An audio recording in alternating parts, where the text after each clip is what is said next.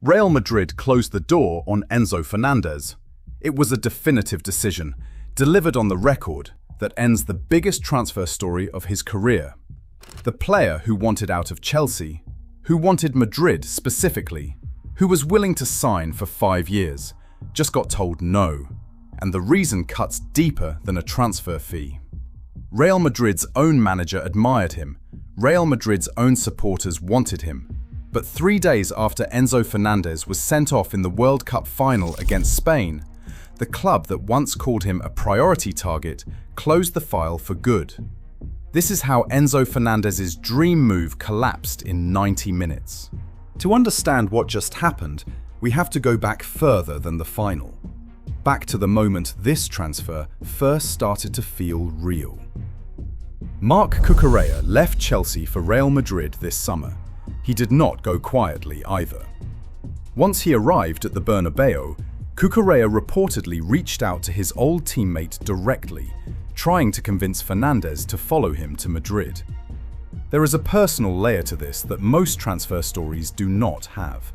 Chelsea's new manager, Xabi Alonso, played for Real Madrid himself under Jose Mourinho, the same Mourinho now trying to take his best midfielder. Alonso already lost Cucurella to his old club this summer. Losing Fernandez too would not just be a transfer, it would be personal. There is little warmth reported between the two men these days. Alonso built his entire playing career in Mourinho's shadow, first learning the game under him, then eventually managing against him. Now their roles have flipped. Mourinho is the one trying to dismantle Alonso's new midfield, one departure at a time. Every report linking Fernandez to Madrid was also, quietly, a story about whether Alonso could hold his own dressing room together against his old manager's wishes. Fernandez had made his feelings known long before this summer. In March, in an interview that Chelsea did not appreciate, he said he would like to live in Spain, would like to live in Madrid. The club suspended him for 2 matches. He said it anyway, knowing what it would cost him. His agent, Javier Pastore, kept the story alive all summer. Pastore confirmed publicly that Fernandez's camp was exploring a move away from Stamford Bridge. No deal was in place, but no one at Chelsea was under any illusion about where he wanted to go. On July 3rd, weeks before the World Cup final, Real Madrid released an official statement, written, on the record, with the club's own name attached to it. The statement said Real Madrid had made no effort, direct or indirect, to sign Fernandez. It said the club had no intention of undertaking such an operation. Read that again. Real Madrid felt the need to publicly deny interest in a player their own manager was reportedly pushing hardest for. Sources close to the situation said the denial existed for one reason: to stop Real Madrid's own fans from getting false hope over a deal the club was not sure it could complete.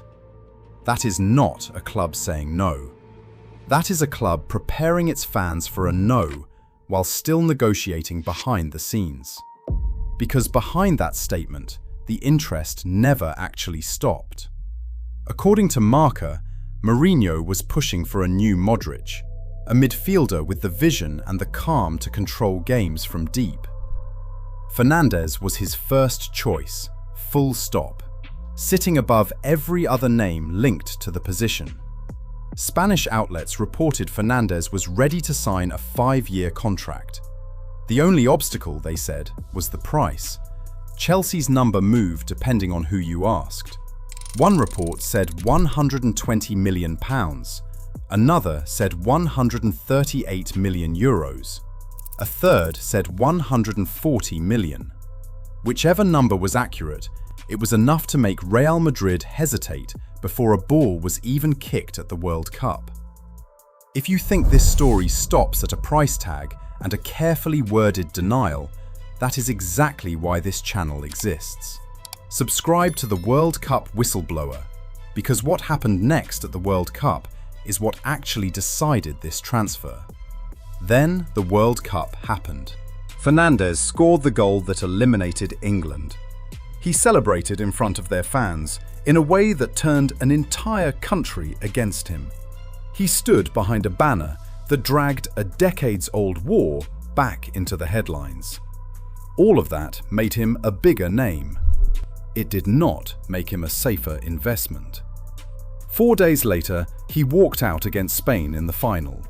Discipline was the entire game plan against a defense that had conceded 1 goal in the whole tournament. Fernandez lost his discipline in stoppage time. Second yellow card, straight red. Argentina finished the final a man down. Ferran Torres scored in the 106th minute. Spain were world champions. According to Defensa Central, that red card did not create Real Madrid's doubts. It confirmed doubts that were already sitting inside the club about how Fernandez makes decisions under the highest pressure. The report is direct about it. The cost of the operation, combined with his performance, made the transfer increasingly difficult for the club to justify. 3 days after the final whistle, the decision became official. Real Madrid closed the file on Enzo Fernandez. There is a second layer to this that makes it sting more. Rodri, who faced Fernandez directly in that same final, had also been near the top of Real Madrid's midfield wish list. 2 names, 2 dreams, gone in the same week. For 2 completely different reasons. Rodri needs back surgery. Fernandez has a red card that will not stop getting replayed. Real Madrid did not walk away empty-handed either. Instead of gambling on Fernandez, the club extended Aurelian Tchouameni's contract. The player Mourinho was reportedly ready to replace ended up the one he kept. Fernandez was never the only name on the list. Reports throughout the summer linked Real Madrid to Ayoub Bouadi, Alexis McAllister, Sandro Tonali, and Mateus Fernandez as alternatives at the same position. Every single one of them was cheaper than Fernandez. Every single one of them came without a red card in a World Cup final attached to their name. In the end, the club did not choose any of them either. It chose to keep what it already had. That decision says something on its own. When a club with more than 300 million euros of summer spending power would rather extend a player already in the building than gamble on the one man its own manager wanted most, the message is not subtle. The risk stopped being worth it. Chelsea, for what it is worth, never treated this transfer as fully real either. Fernandez still has 6 years left on his contract. The club's asking price never moved to accommodate Real Madrid's hesitation. If Chelsea sensed the deal was cooling before the World Cup even started, they gave no sign of lowering their number to save it. Fernandez is still under contract at Chelsea until 2032. Xabi Alonso has said publicly that he wants to keep him. Whether the club still wants him or simply has no better option left after Real Madrid walked away is a different question entirely. Perhaps this really is about money. Perhaps a fee north of £120 million was always going to be too rich for a club that just spent big on Cucurella, Bernardo Silva, and Ibrahima Konate in the same window. Football finance can be that simple. But perhaps not. Perhaps a club that had already written a statement distancing itself from him weeks before he ever set foot in a World Cup final was looking for a reason all along. And perhaps a red card against Spain in a Spanish club's own country on the sport's biggest stage was exactly the reason they needed. Enzo Fernandez said it publicly. He risked a suspension over it. He waited an entire summer for a call that may have already been written off in a press statement before he had even played a minute of the World Cup. So was this simply a club protecting its finances after 90 costly minutes, or a decision that was made long before he ever set foot on the pitch against Spain?